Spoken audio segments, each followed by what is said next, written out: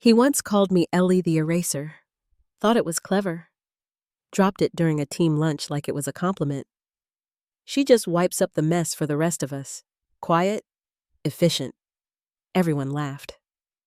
I gave that tight-lipped corporate smile, the kind that keeps your nerves from cracking under the fluorescent buzz, and went back to scanning 184 flagged transactions the finance team had marked reviewed without ever opening them. I knew how things worked here. 7 years in compliance will teach you the real food chain.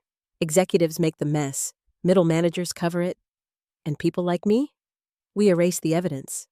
Every delayed patch, every unsanctioned override, every "just sign this, we're out of time" memo. I sanitized it all, converted it into neat little executive summaries, polished and digestible for external review. A corporate confessional no one read, but everyone swore absolved their sins. And I was good. Too good. No one asked how it got clean, just clapped when nothing exploded. Every March, like clockwork, I dropped a glowing audit report onto the boardroom table, and they waved it like a championship trophy while sipping bubbly behind their soundproof glass walls. Me? I was downstairs with a lint roller, cleaning glitter off a compliance checklist. Since you're already here listening to a woman slowly unravel after nearly a decade of being invisible, go ahead and click the damn subscribe button. 90% of you binge these stories and don't even tap like. Not even a pity comment. Just tap it. It tells the algorithm I'm not screaming into a void, and trust me, that helps more than the CFO's third home in Scottsdale. Anyway, back to the audit, the big one. This year's was early, courtesy of some federal reshuffling. I'd been working weekends 2 months out. Not because anyone told me to. No one really knew what I did with the server logs. I did it because if I didn't, everything would go up in flames, and I'd be the one blamed for holding the extinguisher upside down. I kept lists. Not dramatic ones.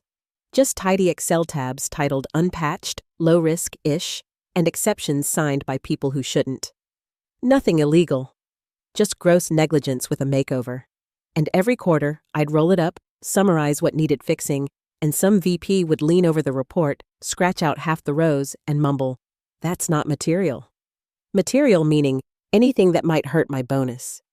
Then came Brandon Miles. Real name, Brandon Miles Harlan, VP of Risk, imported from some other slowly sinking ship. He arrived like he'd been waiting his whole life to be in charge of something shiny.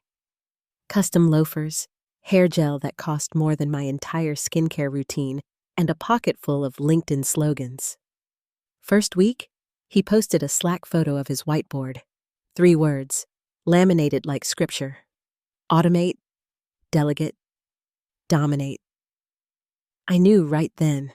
My days were numbered. I wasn't even a verb in that sentence.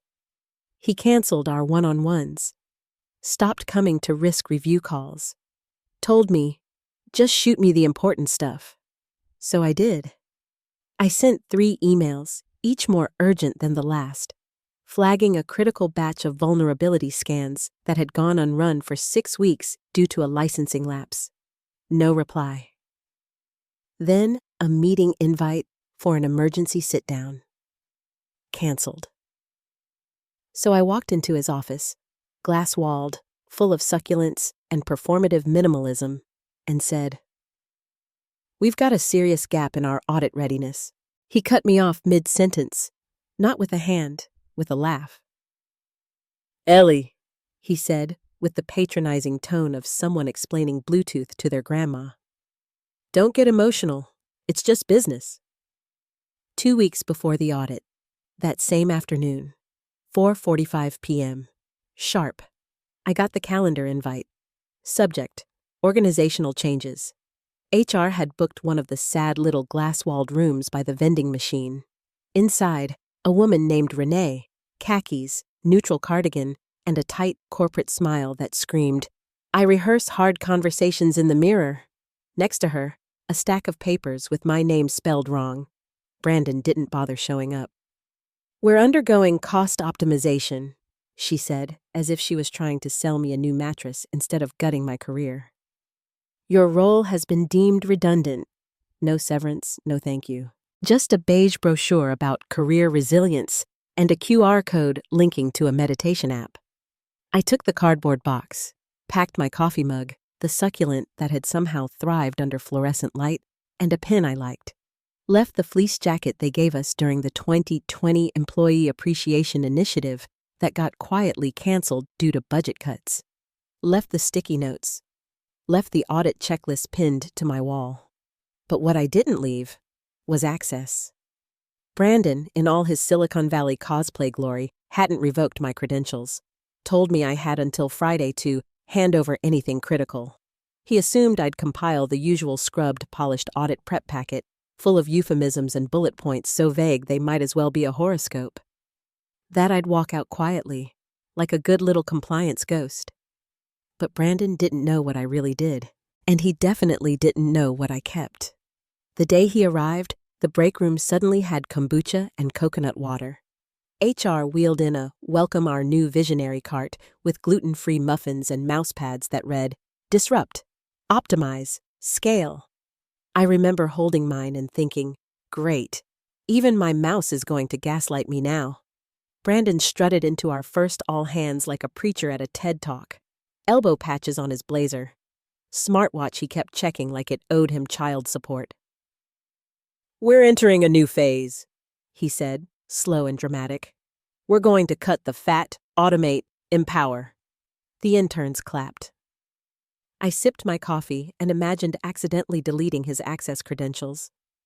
By noon, he'd replaced the secure request access form with a public Google sheet, editable by anyone. I stared at it like it was a cursed relic from a cybersecurity horror story.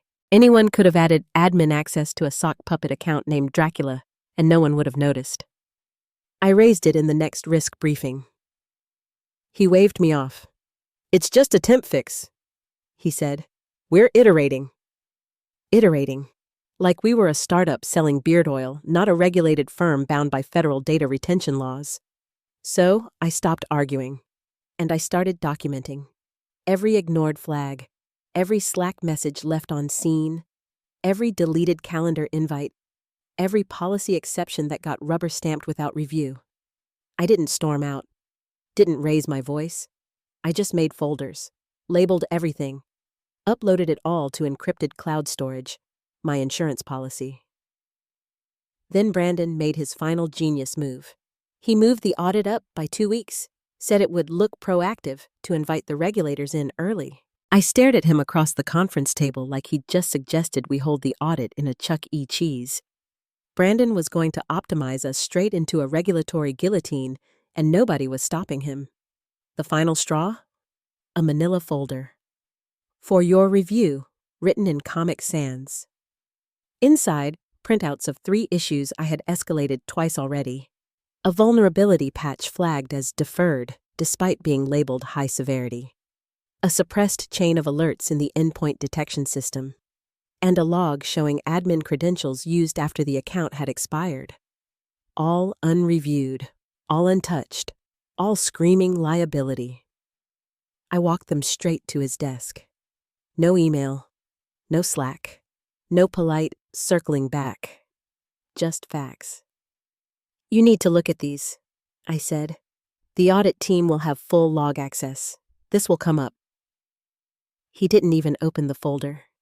He just smiled and said, "Ellie, relax. This is business." I didn't relax. I went back to my desk, opened the spreadsheet I'd kept for years. Tab 19. Red flags ignored. Q1. It wasn't just 1 or 2 gaps anymore. It was a pattern, a quiet collapse. The kind of systemic negligence that doesn't just raise eyebrows in an audit. It yanks licenses, triggers investigations, freezes contracts. We had 14 unresolved items from the last audit. 12 of them were mine to track. I'd been actively resolving 10. The other 2? Buried in Brandon's inbox, marked FYI. Meanwhile, he was busy filming a motivational video in front of the espresso machine. No, seriously. In the video, he said, "Compliance isn't about rules, it's about mindset."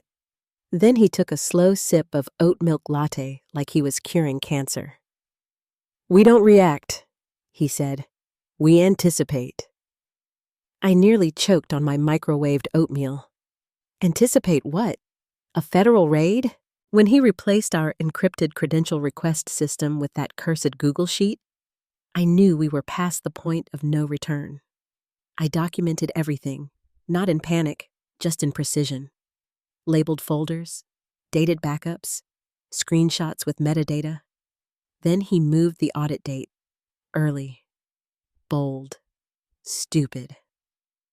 I watched him spin his whiteboard around in the next team meeting, showing off diagrams with arrows pointing in circles labeled lean, velocity, and ownership.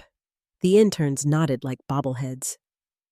He canceled my final risk review, replaced me with a guy named Trevor, who once asked if audit was short for something. Trevor didn't know the difference between encryption and a password, but he printed reports in landscape, so I guess that made him innovative. I kept sending the Monday briefings. I flagged the missed scans, the tampered timestamps, the suspicious access logs. No reply. I escalated. I looped in legal.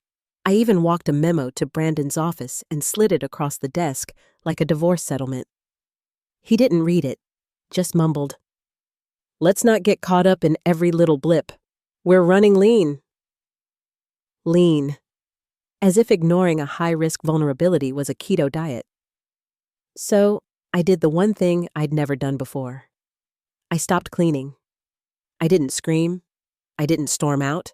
I simply organized everything, all of it, into one digital mausoleum of facts. Then I uploaded a complete, unfiltered backup to our audit portal. No summaries, no euphemisms, no bullet points spun into palatable nonsense. Just raw system exports, timestamped and unedited. Every patch marked complete without confirmation. Every deferred alert, every login during blackout hours, a graveyard of quiet compromises. I didn't warn anyone, didn't gloat, just sent one email to the audit liaison. Final data exports uploaded for review. Let me know if access issues arise. That was it. One line. I spent the next day packing up. Not my things, my dignity. I left the mugs, the branded notepad, the fleece vest with the embroidered logo they handed out during that awkward town hall in 2021. The only thing I took was the laminated copy of the regulatory checklist I'd made myself. 5 years of translating chaos into compliance. And now, the chaos would explain itself. The audit team arrived Monday. I wasn't there, but I knew the rhythm, knew how they worked. By 9:17 a.m., they'd already flagged multiple inconsistencies in patch logs, discrepancies between deployment dates and actual timestamps, skipped entries, credentials active after termination. It all unraveled fast. Brandon probably tried to blame a time zone issue or a logging glitch, but then they hit the suppressed alerts.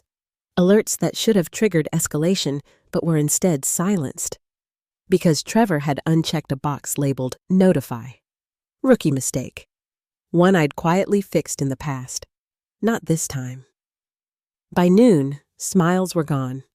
Rebecca from the audit team asked for a closed-door session with Brandon. She brought up the raw logs. All of them.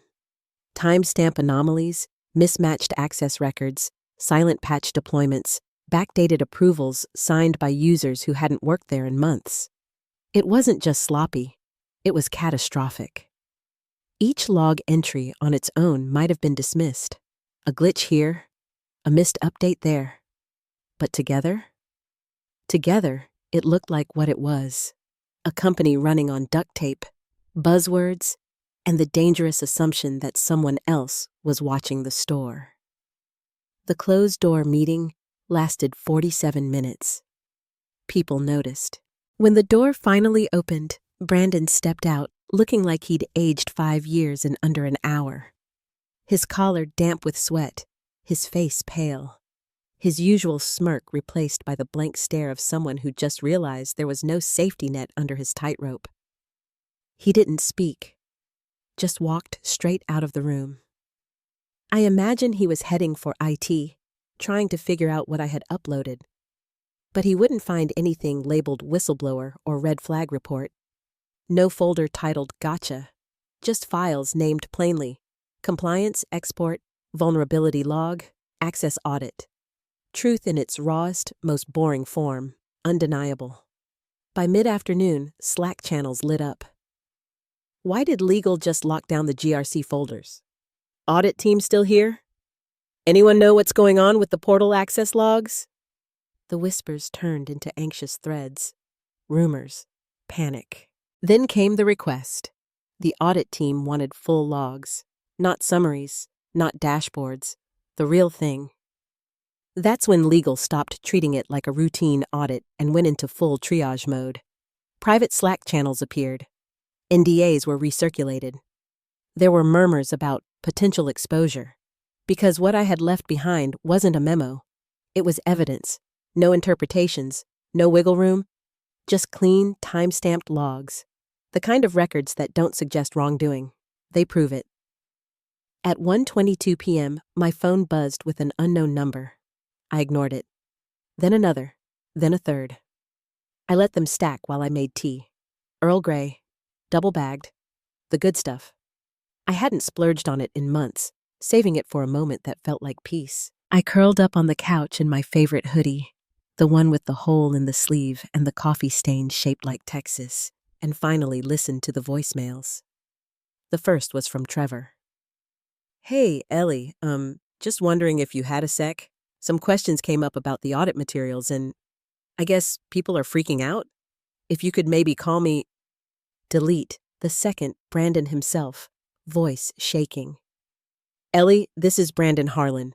Look, I know things didn't end on the best note, but there's some confusion around what exactly you submitted. We just need some clarity. Delete. The third was from legal. Crisp. Cold. Ms. Walker, this is Veronica Field from General Counsel. Please contact us regarding your final audit data submission. We'd like to clarify a few items. Delete. They weren't looking for answers.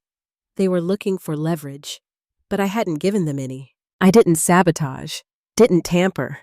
I just stopped cleaning up their mess. And now the board, the same board that once high-fived Brandon for lean innovation, was facing potential license suspension. Millions in contracts frozen. Clients asking questions like, was this disclosed? And, can we trust your controls? And me? I was sipping tea and watching the storm from a safe distance. Letting the system speak for itself for once. The next morning, I heard Brandon was unraveling.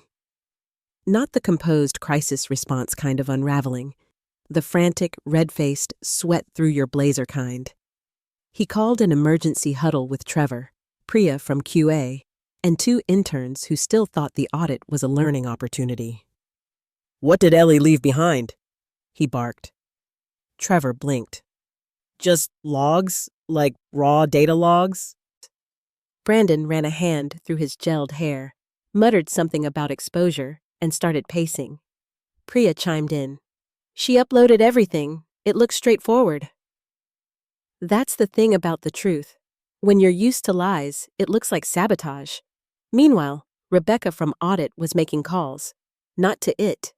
Not to Brandon, but to the regulatory board. Because once certain thresholds of systemic negligence are crossed, there's no more discretion. They have to report. And she did. That's when things went from damage control to full-blown containment. Internal legal ditched their usual passive-aggressive Slack responses and went into high-alert mode. Emergency Zoom meetings popped up like weeds. Audit timelines were frozen. Talk of possible misrepresentation became whispers of fraud exposure. The tone shifted. No one was asking if something went wrong anymore. They were asking how long it had been going wrong and who knew. And they all knew the answer. At 1:22 p.m., the phone rang again. Blocked number. I let it ring. Then again. I boiled more water. Let the tea steep longer this time. Jasmine. I hadn't opened that tin in over a year. It felt right. The voicemails came in waves. Trevor again, stumbling through panic, asking what I had uploaded. Brandon, sounding less like a VP and more like a drowning man begging for a rope. Then legal, again. This time sterner, more urgent. They wanted to clarify intent. I let them pile up. I had nothing left to say. Because the truth doesn't need an interpreter. I hadn't doctored a single line, hadn't added editorial comments or weaponized metadata. Just raw logs, audit trail intact, system states as they existed, not how they were explained. That's what was killing them.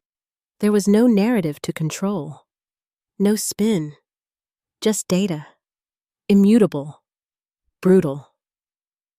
By Wednesday, the story had leaked, first internally, then outside the walls of the building. Headlines didn't name me, but they didn't have to. Regional tech firm faces compliance license review after internal audit flags systemic gaps. Clients suspend contracts amid regulatory concerns. One journalist quoted anonymous sources who described months of internal warnings dismissed by upper management. I didn't smile when I saw it, just stared at the screen, tea in hand, feeling the weight that had lived in my chest for 7 years finally begin to lift. By Thursday, 3 major clients had paused active contracts. Not canceled, paused. That's procurement code for we're reviewing how to drop you without breaching anything. Legal sent out a sanitized internal memo blaming unforeseen compliance inconsistencies. But staff already knew. Everyone knew. Then came the board meeting, emergency session, off schedule, private. No minutes released, no smiles. Just a brutal decision whispered between muting and unmuting mics. It's either him or the firm. By that afternoon, Brandon Miles Harlan was gone. Terminated for cause. No severance, no exit email, no legacy LinkedIn post about new chapters. Just a line in a company-wide message from HR. Effective immediately, Brandon Harlan is no longer with the company. That same evening, my phone rang again. This time I answered. Ellie Walker? A voice asked. Yes. This is Clara Jennings. I was with Helix Data Solutions during your 2020 remediation project. I remember you flagged 9 priority items the previous firm missed. You probably don't remember me. I did. Sharp. Ethical. No tolerance for executive nonsense. One of the few who thanked me for being thorough instead of calling me paranoid. I read the audit excerpts, she said. Your name's not mentioned, but your fingerprints are on the clean parts. We're rebuilding, from scratch. A compliance division that doesn't need babysitting. I want someone who doesn't flinch when things get ugly. Would you consider leading it? I didn't say yes. Not yet. Just stared out the window of my apartment as the wind carried a torn-up plastic bag in circles, watching it twist and spin before snagging on a fence post. Messy, chaotic, and finally, still. That depends, I said. Are you looking for something clean or something true? She didn't hesitate. Both. Then send me the paperwork, I said, and just like that, I was free. Not triumphant, not bitter, just clear. I hadn't torched the company. I hadn't even raised my voice. I'd simply let the system audit itself and watched what happened when it had to explain itself without me. Friday came like any other, only it wasn't. Not for them, not for me. I arrived at the office at 7:03 a.m., same time I always did. Not out of loyalty, just habit. The kind that stays in your bones long after reason has moved on. The floor was quiet, that strange, sterile hush that only exists in carpeted hallways where people pretend compliance lives. I sat at my old desk, stared at the audit summary template blinking on my screen, The same one I'd built 5 years ago when I realized no one in leadership could describe our audit process without using the word vibes. Normally, by then, I'd have filled in 5 sections, rewritten 2, and drafted polished bullet points to hand feed to executives like soft food to baby birds. Instead, I deleted everything. Blank page. Then I closed the file. They wanted handover? They were going to get it. I opened the system log archive, ran a fresh pull. Last 18 months. No filters. Then another. Administrative access logs. Then another. Patch implementation reports. Every single category I'd ever been told to streamline for readability. I pulled in raw. Mere data untouched. Time stamps intact. No formatting. Just the digital equivalent of dumping the contents of a locked drawer onto the table and saying, "Go ahead, find your story." I zipped the whole thing into a single encrypted package and named it plainly. FY24's Compliance Export Full. No sarcasm. No passive-aggressive jabs in the file name. Just clarity. Truth. The very thing they always claimed to value until it actually showed up. At 11:40 a.m., Renee from HR reappeared with that odd mix of cheer and discomfort reserved for funerals and mandatory birthday cakes. She handed me an envelope, final paycheck, printed thank you note, and a $10 Starbucks gift card like I was an intern wrapping up summer break. "Everything good with your handover?" she chirped. "Uploaded to the secure portal," I said, not looking up. "Same one we've always used. Credentials still work until midnight." "Oh, great," she said with forced brightness, then backed away like she was escaping a live wire. At 3:12 p.m., Brandon, already ex-VP, sent one last Slack message. A single line. "Thanks for everything, Ellie. Wishing you success," with a confetti emoji. I didn't respond. Instead, I sent one final message to Rebecca, the audit liaison. Someone who'd never once called my reports excessive. Just, "Hi, Rebecca. Uploaded the requested data exports. No summary this time. Leadership team has assumed responsibility for final interpretation. Let me know if any access issues come up." Polite. Clean. Cold. At 4:55 p.m., I shut down my machine. Around me, the office buzzed with that early Friday energy. Junior staff tapping out, Slack turning into a gift parade, people laughing louder than usual like they sensed something shifting but didn't know where to aim the unease. Jared waved as I passed, clearly thinking we'd dodged something together. He didn't know he was sitting on a landmine labeled Regulatory Non-Compliance Level 5. I didn't carry a box. Didn't take a mug. No framed photo of that disastrous team-building hike where I sprained my ankle and still had to file backlog reports from my couch. I carried nothing. Just me. Clean. Unburdened. By 5:15, I was outside. The cold hit my face like permission. Inside, they had no clue what was sitting in that audit portal. For the first time in the company's history, the data wasn't scrubbed. No filters. No spin. Just the logs. The full story. Let the audit team make sense of it. Let the timestamp speak. Let them try to trace accountability without me smoothing over the jagged, rusted edges. I didn't slam any doors. Didn't throw any matches. I just walked away and left the raw truth echoing behind me. Monday morning, the audit team descended like clockwork. Neutral suits, neutral faces, branded water bottles, and that calm, practiced tone that says, "We're not here to destroy you, unless you deserve it." I wasn't there, of course, but I knew their playbook. I'd worked with them long enough to anticipate every shift in posture, every polite throat clear that meant someone had just uncovered a buried landmine.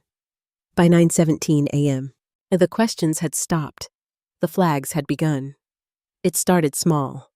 Inconsistencies in patch logs, mismatched deployment times, skipped entries, admin access granted to long deactivated accounts. Brandon probably tried to blame it on time zones or caching errors. But then they uncovered the silenced endpoint alerts. 3 of them. Critical. Suppressed manually during a rollout. Why? Because someone, likely Jared, unintentionally, had unchecked the notify box under severity settings. The kind of mistake I used to catch. Quietly, routinely.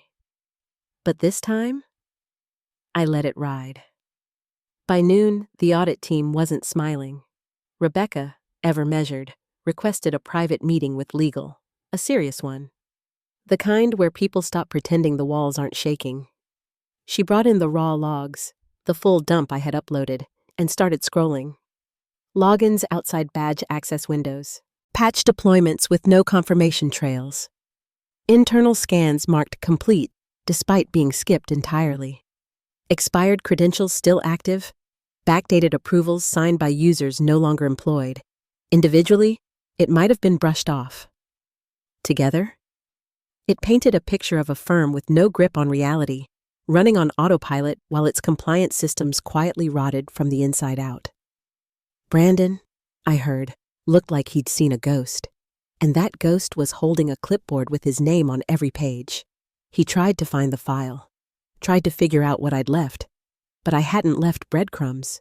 No dramatic labels, no emotional commentary. Just the truth.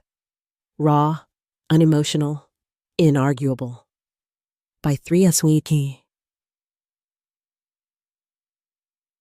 p.m., internal Slack threads buzzed with unfiltered panic. Why did legal just lock down access to the compliance folders? Who told Audit about the outdated certificates? Is the license actually at risk? Audit didn't leave at 2:30 like they usually did. They stayed, and they asked for more. Not summaries, not dashboards, logs, system logs, backups, the untouched version of reality. That night, I sat on my couch under a warm blanket with a bowl of salted popcorn and watched an old documentary about haunted lighthouses. My phone buzzed. A message from Jared. "Hey, have you heard what's happening at HQ?" I didn't reply. I knew exactly what was happening. They'd found the rest. The fake sign-offs. The patches marked completed that never ran. The resolved flags slapped on tickets that hadn't even been opened. All the times I used to save them from themselves, cleaning up, simplifying, smoothing, it was all there now, naked, under fluorescent light. And then came the call. 8:41 p.m., direct to my personal cell. A number I'd never shared with Brandon. I'm guessing HR gave it up when legal started melting down. I let it ring to the last second. Hello? Calm. Clean. Ellie? He said, voice cracking. It's Brandon. Silence. Can we talk? I said nothing. There seems to be confusion about what you submitted to the audit portal. Some things are being taken out of context. There's questions. He paused. I just need to know. What did you give them? I took a slow sip of tea. Exactly what was on the servers, I said. No venom, no pride, just truth. No edits, no commentary, just raw exports. He was silent for 5 long seconds. I could hear the faint creak of his overpriced desk chair. Then came the unraveling. You didn't include summaries? No. You didn't explain the gaps, the delays, the anomalies? They were in the logs. They won't understand. They're auditors, Brandon. They understand just fine. And then, quieter. You stopped cleaning up after me. I let the words hang. You assumed I always would, I said. That I'd take your shortcuts, your ignorance, your spin, and make it presentable. You were wrong. His voice cracked again. They're talking about revoking our license. I know. They're blaming me. I know. Silence. Why now? He finally asked. I paused. Because I was tired, Brandon. Tired of being the invisible net under every fall. Tired of protecting people who don't read past the bullet points. I hung up. Not out of spite. Just because the call was over. Just like my part in their story. By the following week, the firm was in free fall. News outlets didn't just whisper. They published. Headlines splashed across compliance forums and business dailies. Audit fallout halts contracts at tech giant. VP fired after systemic failures uncovered in raw logs. Who was cleaning house before it all collapsed? They never mentioned my name, but the industry knew. Recruiters called, former auditors messaged. Even old colleagues, ones who once rolled their eyes at my color-coded briefs, now wanted to grab coffee. I didn't reply to most. I accepted one call, not to gloat, not to advise, just to listen. And when the voice on the other end said, "How did you stay so quiet while everything was falling apart?" I smiled, calm, steady, invisible like always, and said, "Because I wasn't there to scream. I was there to record the fall."